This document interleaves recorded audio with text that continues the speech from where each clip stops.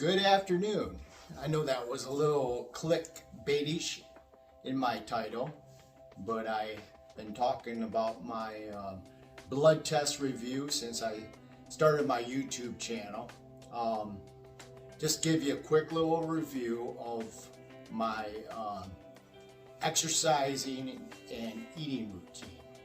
I've exercised basically steady from the age of 24 and now I'm 63, so figure out that 40 years straight doing cardio and resistance training. Throughout those 40 years, my weight has fluctuated up and down. My diet was always not the best. Was basically on the standard American diet.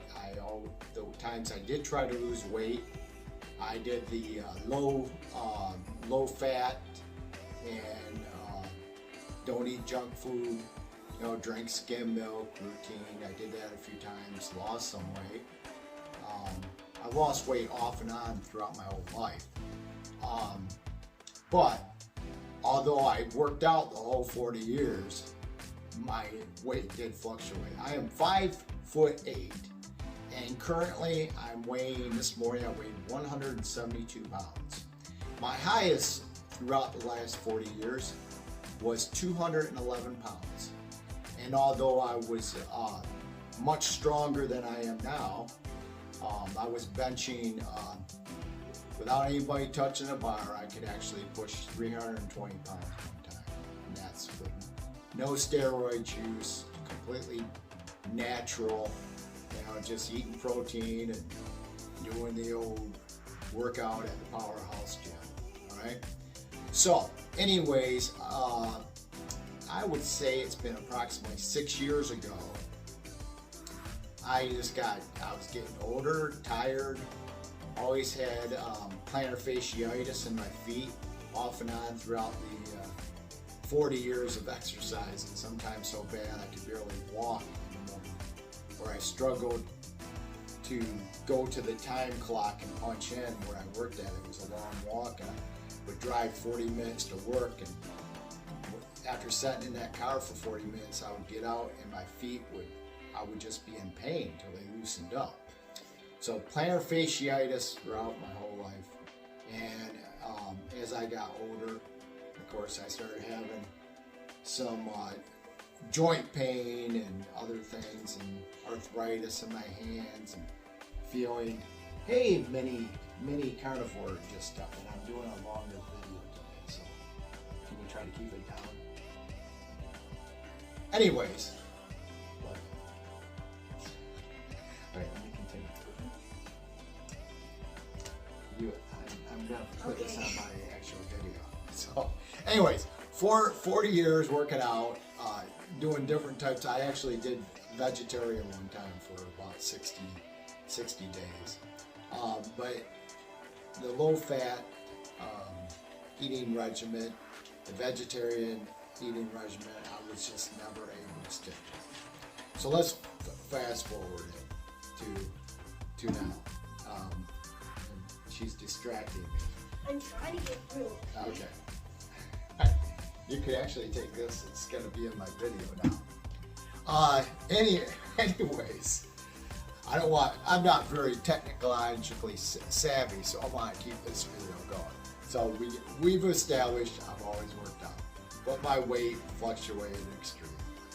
I went on keto about 6 years ago. Okay, I did keto the whole time between now and then, except for the last 22 months. I've been pretty strict carnivore for the last 22 months. Now, off and on through the years, I'd go get a physical, and when I moved from Michigan to Georgia, I went in and got a physical. I was feeling great at the time, just thought, well, here I am getting older, maybe I should go in and get a physical. Got a physical, of course. What I've had off and on throughout my whole life is high cholesterol. But my ratios have always been good. And of course, back when I came here 4 years ago, 3 or 4 years ago, it was, no, 4 years ago now, September of 2019. I had high cholesterol, and but my ratios were good, so I wasn't concerned. I think I had my first physical a year after I got here, so it was in 2020, I believe. Let me look right here. I can see my first physical in Georgia was, yes, in 2020, in the spring of 2020. I got a physical, I had high cholesterol. So the doctor recommended a statin. Of course, my ratios were good, and I seen my blood test results before I actually saw the doctor. The doctor didn't want to hear anything about the triglyceride, the HDL ratio. He didn't want to do a small particle test. He says they don't do that no more. The only thing that he saw on the test was the fact that I had high LDL. Although my HDL was high, my triglycerides were low, but I had high LDL, which is very common for carnivores. I've seen numerous carnivore blood labs that people share on podcasts, on Facebook carnivore groups, and on other groups that I'm in. And across the board, generally speaking, if you are on carnivore, you have high HDL, low triglycerides, and high LDL across the board. I'm sure some people may have normal with, and we're talking without the use of statin drugs, all right? But I had what was to be expected 4 years ago, or 3 years ago when I got that physical. So, of course, the doctor ordered me a CAC scan, a calcium test, they call it a CAC, to see if you have calcium buildup in your arteries, all right? So I went in and I wanted to have a calcium score test because I was aware that they existed, and they can actually show many carnivores come up zero when they have their CAC test, or a lot of keto people come up zero. So it's a reason to say, hey, I know you're alarmed about my cholesterol, but my score is zero, so I'm not getting plaque in my arteries, okay? So evidently this diet isn't affecting my arteries, so I don't need your statin drugs. But what they do, they order a calcium score test, and I went in and I had a CAC score. And this was done, to be accurate, this was July 13th, 2020, all right? Now my doctor already prescribed me a statin drug, Crestor, 20 milligrams, baby aspirin, 5 milligrams, before the test results of the CAC score even came in. A big old horse pill and a baby aspirin, because I'm gonna die, we need immediate intervention, right? Well, we go have the CAT test, and the CAT test confirmed I am at very high risk of an event. Now, zero is the score that you're looking for. The score usually goes from 0 to 400, they say, but actually it can go much, much higher. And my score came in at 1,144. I'm looking at it right now as we speak. 1,144. I am very high risk, okay? It says down here that a calcium score of 0, blah, blah, blah, blah. Okay, okay. Let me see. Calcium score of 0, okay. Okay, this is my score. I want to get to the paragraph that talks about my score. Score above 400, okay? Indicates extensive arterial plaque burden high likelihood, 89% of at least one significant coronary stenosis and high implication of coronary vascular risk. It is recommended to institute a very aggressive risk factor modification. Consider exercise or pharmaceutical stress imaging to evaluate for inducible ischemia, which is blockages. So, I have the 20 milligram Crestor, baby aspirin. We confirm through a CAC test I have plaque in my arteries. So we go in and we do not only a stress test, we do where they shoot the dye in, and now they're going to take a picture of the dye going through your arteries, and I do the test, the stress test, which according to my cardiovascular doctor, my cardiologist, I got referred to, I killed it, okay? And I have no blockages. The heart valves, even according to their test, the heart valves themselves and the heart, it's perfectly normal.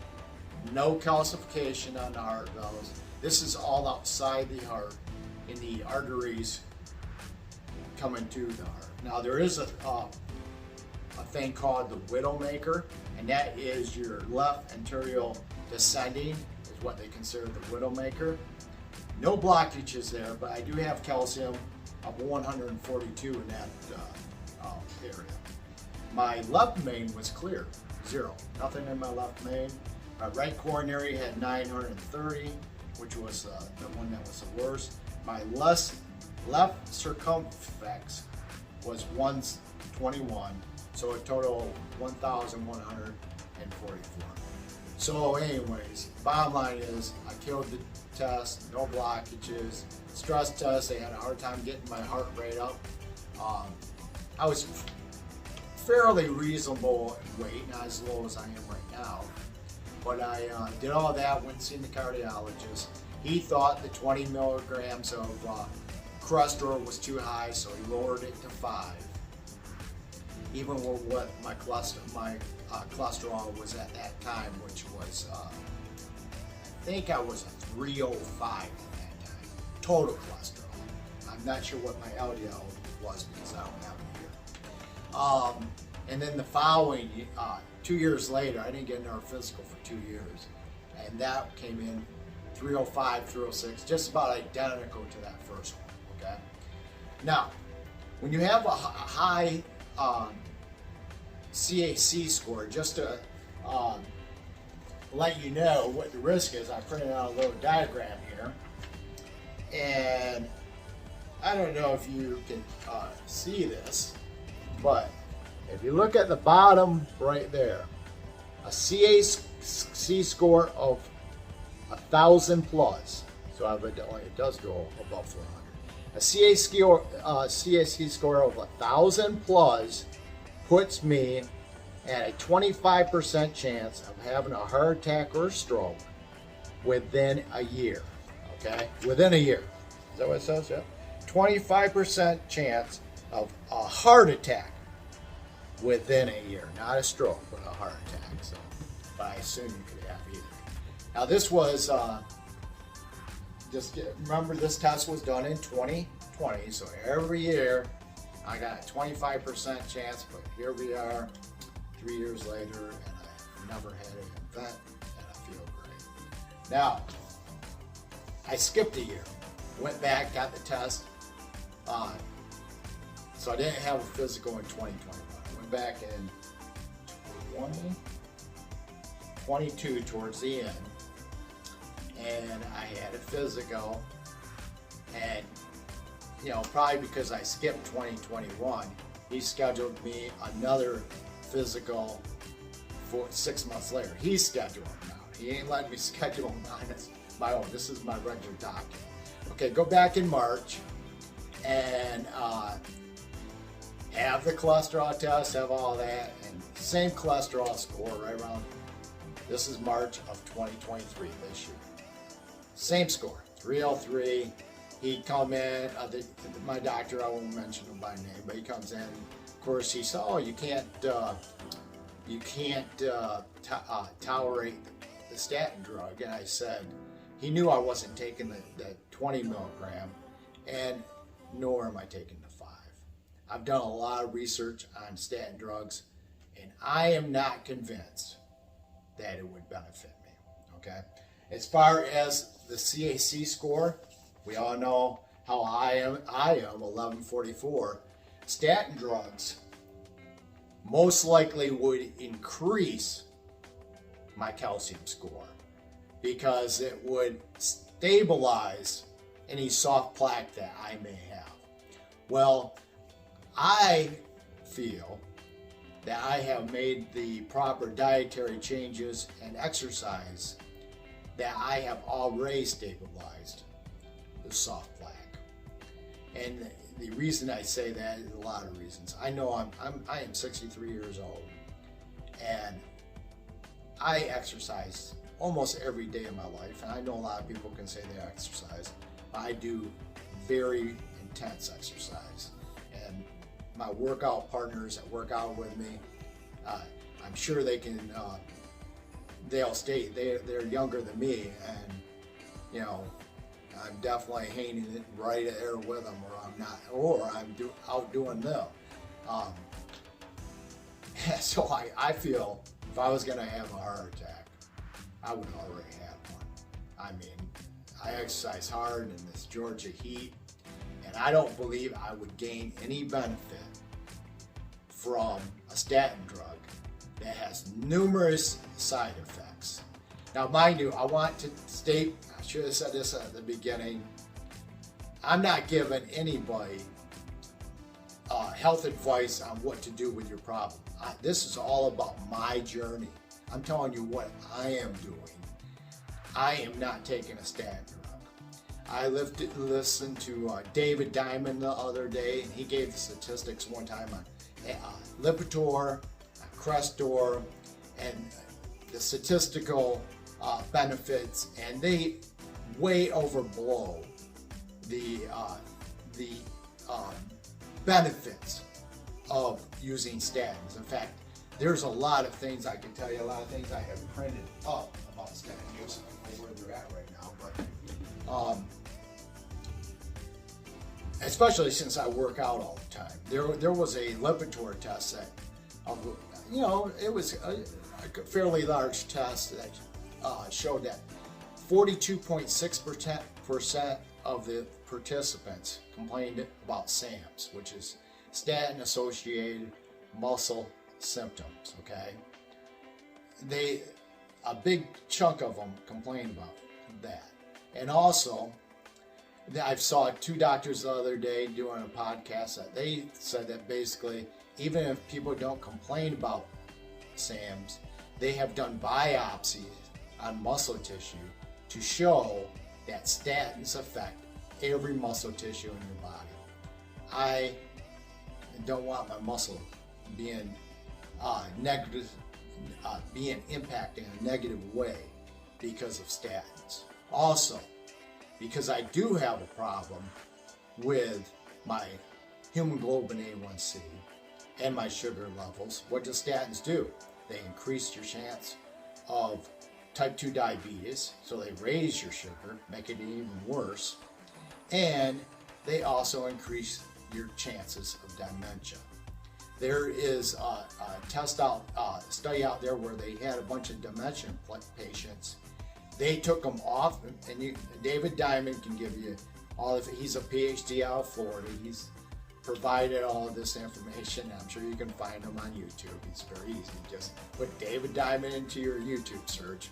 But anyways, they took these dementia patients off their statin drug, and guess what? Their dementia went away. And then they reversed it and put them back on the statin drugs, and sure enough, dementia came back. So nobody can tell me that having problems with your memory and all that when you use a statin drug isn't a problem. I consider that a problem. Now, granted, There's a lot of things that say cholesterol is a major impact of plaque buildup in your arteries. But there's also another side of the story, okay? You are born with LDL. As a baby, coming out of the womb, you got LDL, you are born with it. In my view, this is from being a common sense guy, and I'm not one here to give you study information, study it, but just out of common sense. It tells me that the LDL isn't the bad cholesterol. Something makes the LDL bad. Something through our poor lifestyles or our poor eating, our whatever, environmental things, whatever, something other than the fact that something you are born. It doesn't make sense that Mother Nature would give you something that is bad from the get-go. I'm not buying that. It doesn't make sense to me. So I'm not following my doctor's recommendation on statin drugs. Just bottom line. Now, my PSA in March of this year, 2023. I'll get back to the exact cholesterol that I had this test, but let's get to the PSA thing. My hemoglobin A1C and my PSA were both high in March of 2023. My PSA was 4.36. Once you go over 4, of course, I had to go see a urologist, get the old finger test and checked around for lumps on my prostate, which that came back negative. Now I have a PSA on this test, which just happened a few days ago, of 3.54. So I dropped from 4.36 down to 3.54. Evidently, if I had prostate cancer, my PSA would keep on going up. It wouldn't be going down. So now I'm back within a normal range, especially for a 63-year-old male. Okay. Now, as far as my hemoglobin A1C, which is really a good test to know if you are you have sugar problems, if you're becoming type 2 diabetic. Okay. Back in March, I had a score of 6.0. Anything above a 5.7 to a 6.5, that range, 5.7 to 6.5, makes you pre-diabetic, okay? You gotta be 5.6 or below, so you're not in the pre-diabetic range, all right? My doctor didn't even blink an eye. In fact, he never even mentioned to her about my hemoglobin A1C last time in March, because I'm assuming, because I'm of my age, they just expect you to be pre-diabetic, and which is probably true. Probably approximately 85% of or more of people in their 60s are probably pre-diabetic if they're not diabetic already. Okay, that I don't like that answer, but I was aware. So on this physical, I get the physical, and guess what? He didn't even. I assume he must have been just looking for cholesterol or the PSA, because they didn't do a hemoglobin A1C test, even knowing I was abnormal on the last test. It tells you something by the way they're thinking. They don't even consider that standard regular doctor doesn't even consider metabolic syndrome, which puts you at a way higher risk of having a stroke or a heart attack than just one marker high LDL. Having metabolic syndrome raises it like 600% higher likelihood of having a cardiovascular event. I mean, it shoots it to the moon. So it's a much higher risk factor. So that's something you have to focus on and you have to get fixed. They're not even sure if LDL causes plaque. They just know it's part of the plaque, okay? And they've done biopsies of plaques, and it is part of the plaque, but it's not the biggest part. There's like 4 things in plaque. I looked at it. I'm not going to say what it is because I wouldn't be able to remember all 4. LDL is one of them, but there's 3 other things that are mixed in a plaque that is there. But the way that carnivore doctors and the keto doctors believe, and the people that believe that metabolic syndrome is the #1 worst cause, is what the real issue is that the sugar in your blood comes in and damages the interior wall of your arteries.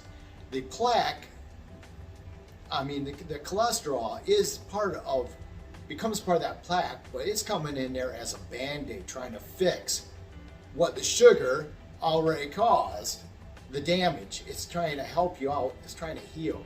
High LDL, people will tell you, will increase your immunity to viruses. It helps you fight off viruses.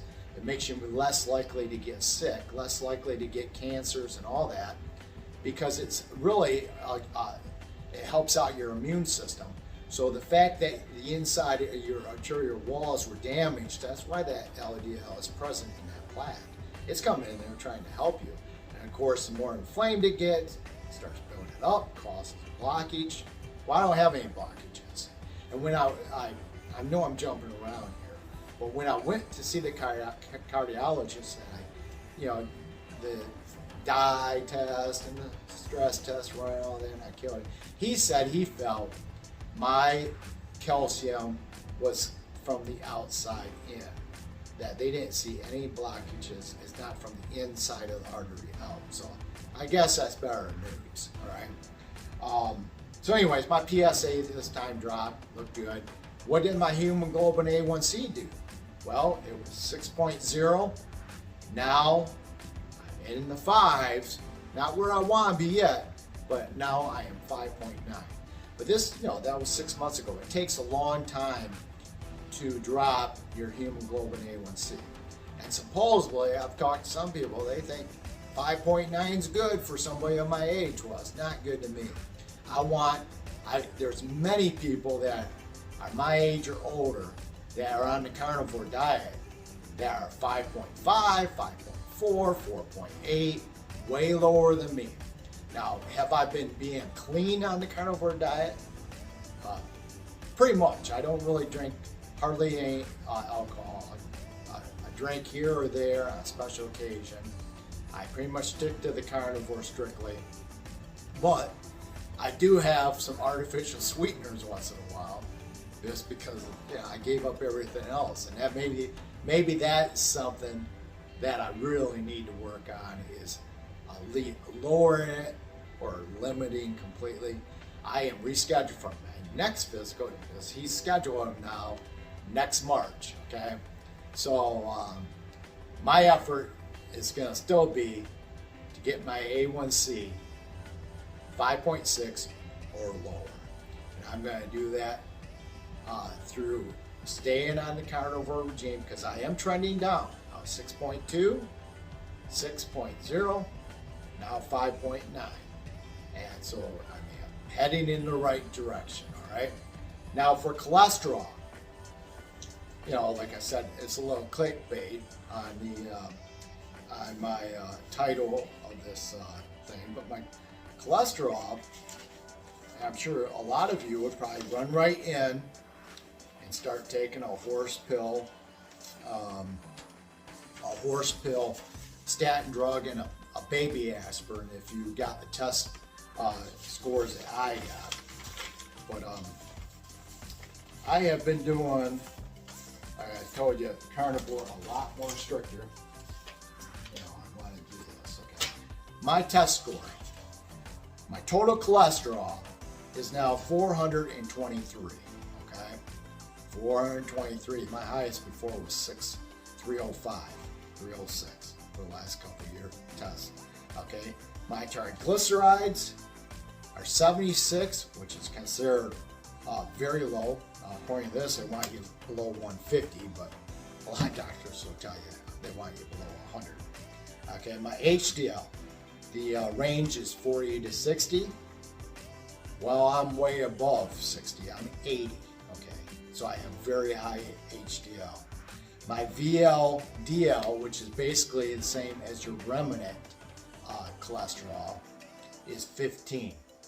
They want you 15 or below. That's considered healthy. Okay. My LDL calculated. Okay, this is where we go.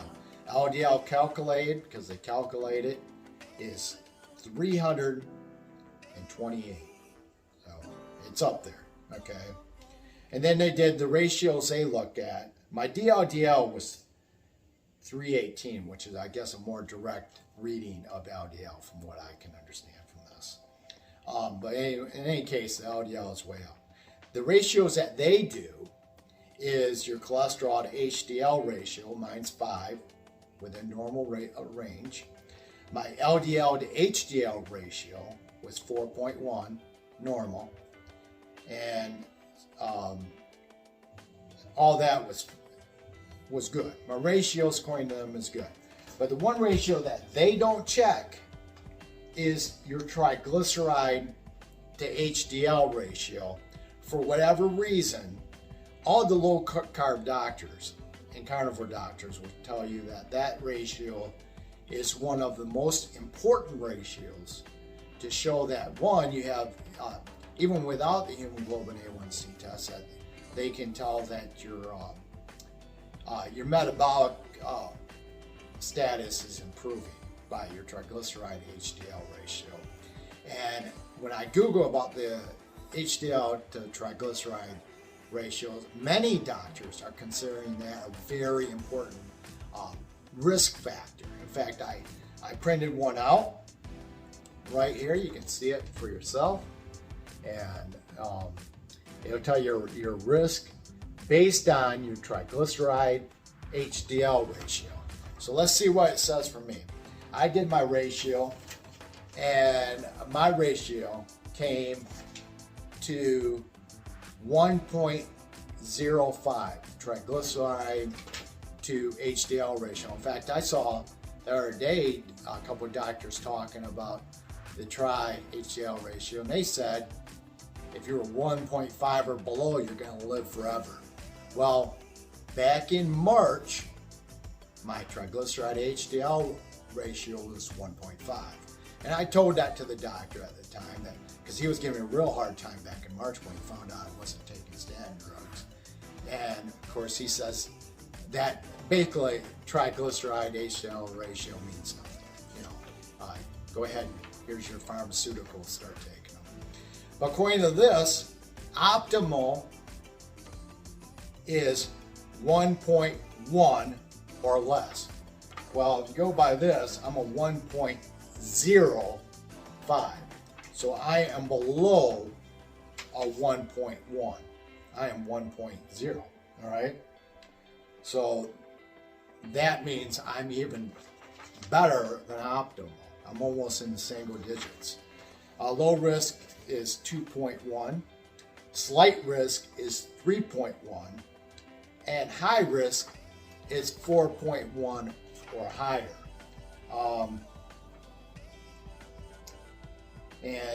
Anyways, I just wanted to run that.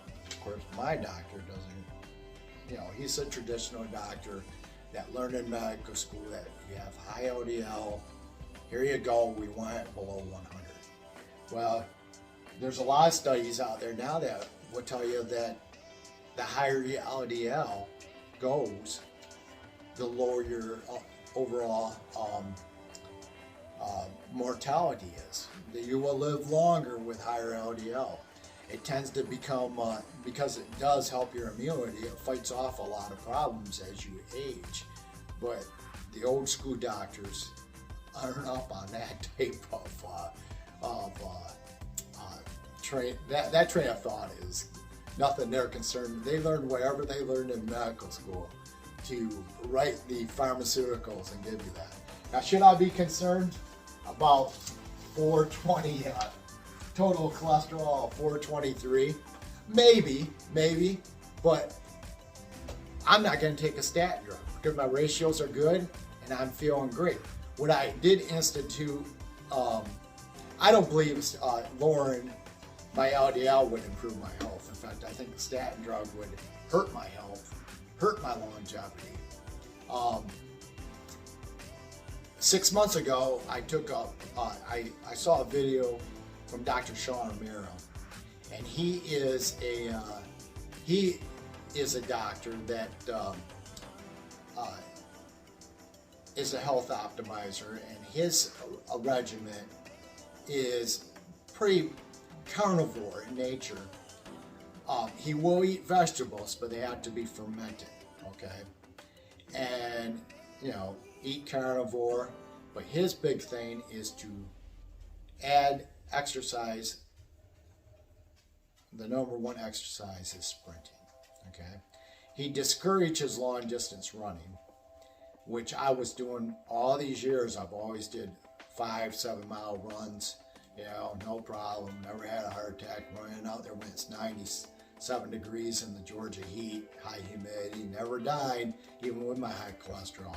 But he recommended giving up the long distance running, and his whole thing is that the visceral fat around your organs is the number one cause of all of it.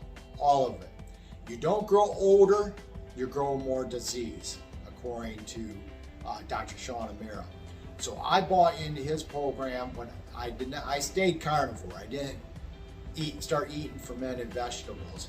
But I knew back when I was keto, after I got the bad CAC score, I started eating sauerkraut, because sauerkraut is fermented and it is very high in K2. K2 can direct your calcium out of your soft tissues and into the bone where it actually belongs.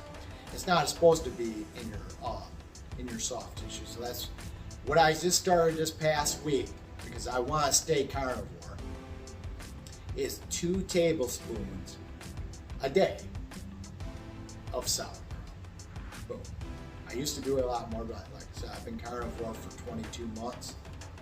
I don't want to institute a bunch of veggies, because even Dr. Sean O'Mara, he recommends fermented only, because of all the different anti-nutrients and oxalates and all these other things that come with eating spinach and all of this other stuff that I don't want, right?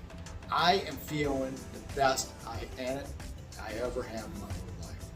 I started his sprinting program. I stopped doing long distance running. That was back in May, so it's been about 6 months now. I sprint 3 times a week, and that's the only thing I changed. I still do the resistance training, and I still do the carnivore diet. I've been doing that way before I started to sprint. Just that one thing, changing from long distance running to sprinting, I've seen great improvements. I mean, I do got loose skin, but I got the loose skin, but all my fat around my belly has disappeared.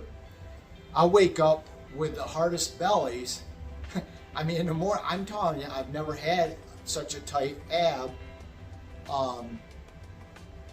In my 40 years of working out, my abs have never been this good. It has to, and the only thing I changed was long distance running to sprinting. And it does kind of make sense. When you're sitting there running, day after day or every other day like I was doing. All right, here we go. 5, 7, 8 miles, whatever I decided to do that day. My body became conditioned to knowing that this is going to be an extended state cardio, chronic, or some of them we now consider chronic state cardio. And you're going to run, and what it makes sense. It was reserving my energy stores, okay? Even when I was keto or carnivore, my belly was never getting smaller. Now, you switch it, because your body starts saying, hey, we better reserve some energy while he runs all this way. So then, when I switched to sprinting, your sprints are all out. And when we're doing 100-yard sprints, we usually do 10. I was doing 20 to begin with, but I was starting to have some like pulling my hamstrings. Now I've been doing just 10, and we go on to a leg workout after we do our 10 sprints. We do deadlifts and lunges and all this other stuff. Ski jumps, if anybody knows what that is, it's very intense. And I mean, we make a killing. And I mean, I'm sore. You know, after you work out for a while, usually you stop getting sore.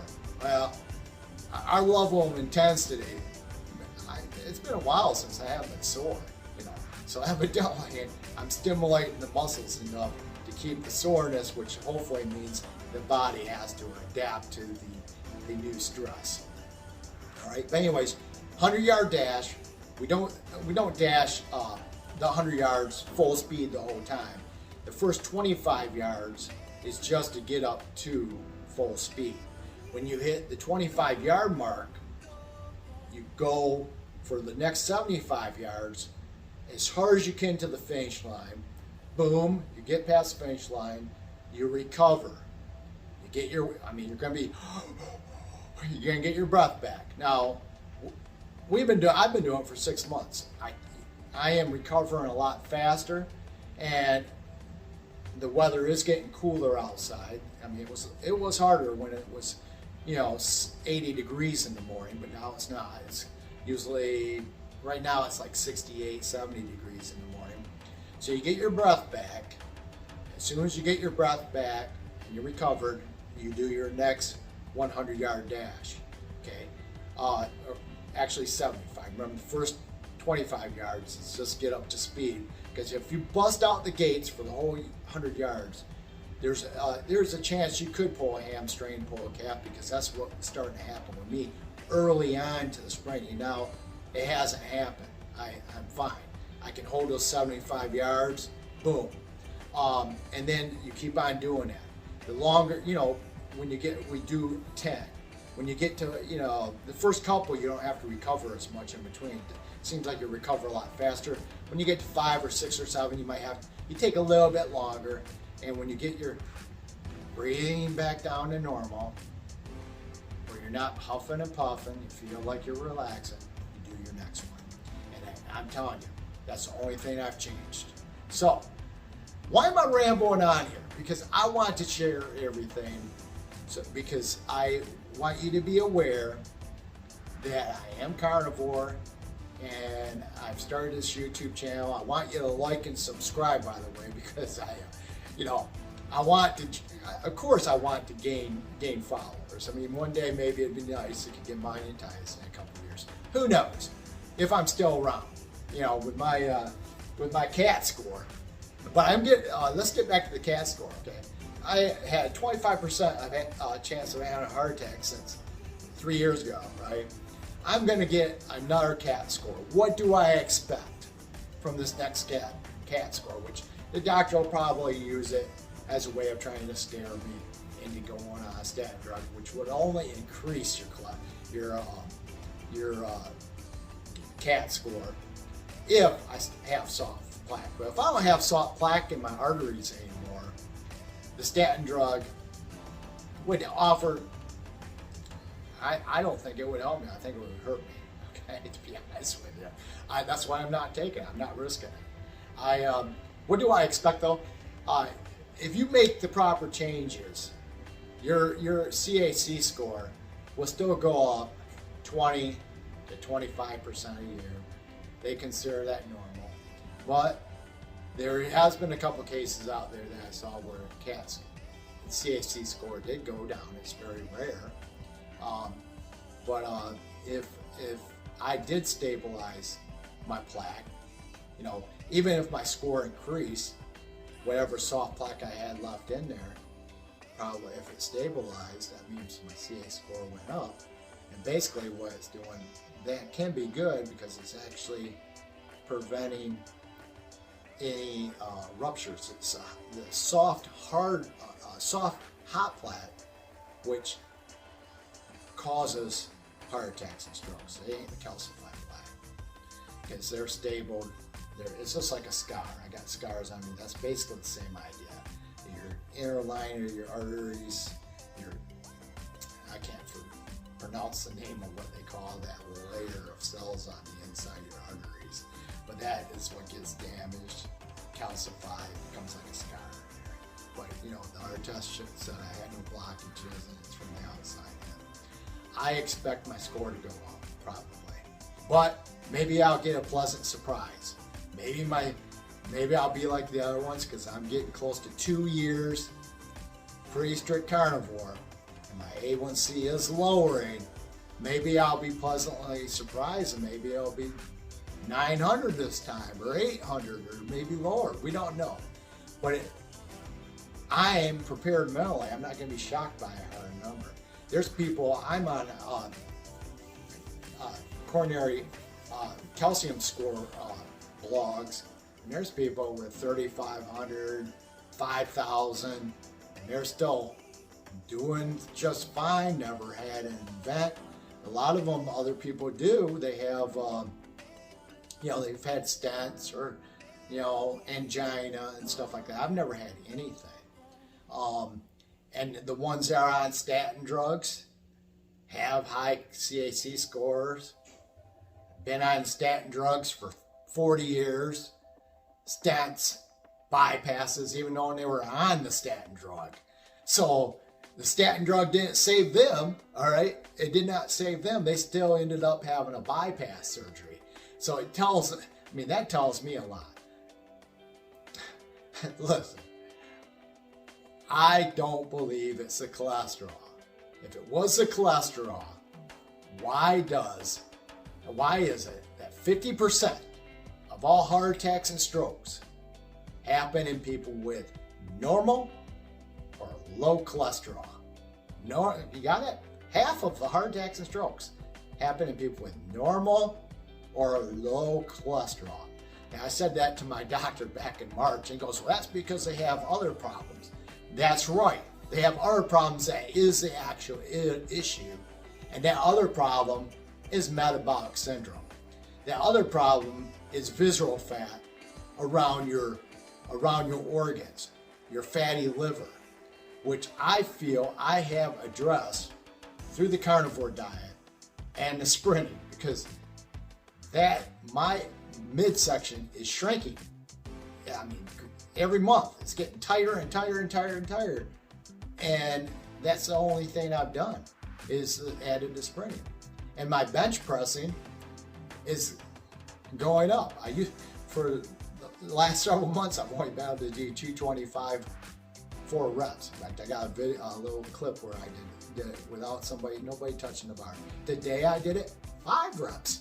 So at 63, I'm actually gaining strength instead of having, sarcopenia where you're losing muscle.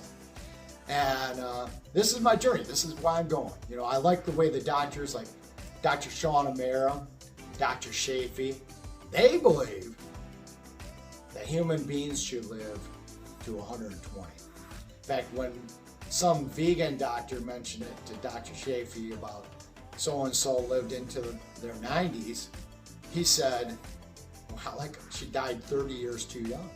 30 years too young. We should all be living to 120. Now, will I live to 120? Probably not, because I already have the calcium go up. But we don't know. Nobody knows. If I'm doing what we're supposed to do as humans from here on out, I could have a lot of years left. My mother, she died, I think 67 when she died. Her parents, both her mother and father, died in their 60s. My dad, my biological father, I think he was 80 or 81 when he died. So he lived a little bit longer, and that's with smoking and drinking. I mean, smoking and drinking, it's crazy to smoke, but he did that his whole life. But he, when he was in his 60s, he isn't the specimen that I am, and I only can say that I don't let age hold me back on anything. I don't look at anything and say, God, I'm too old to do that. Because I'm not physically. I can do, of course, I might have that heart attack and die, but I don't let anything stop me. I do weighted vests with 60-pound vests and ankle weights. I'm out there suffering, and I haven't had that heart attack yet. So it's this calcium thing. you know, is it a concern? Yeah, but I'm not concerned for some reason. Because I know how hard I stress my body, and I'm still here today. Or recover. I just can't think of it right now. But that's it. I just wanted to give you a long review on, because I was always saying, hey, let's see, here we go. My hemoglobin A1C is improving. I'm looking to be at 5.6 or lower, maybe next March. My only bad thing I got going on right now is the artificial sweeteners. I occasionally like a little Celsius energy drink before the workout to kind of give me a little hype, a little pre-workout drink. And that's it. So I'll go ahead and let everybody go. I'm sure there's some things that I didn't cover, but I wanted to talk to you about my blood test, and it ain't Carnivore Ken rest in peace yet. So let's hope that doesn't come anytime soon. All right, I'm gonna let you go. Have a beautiful day.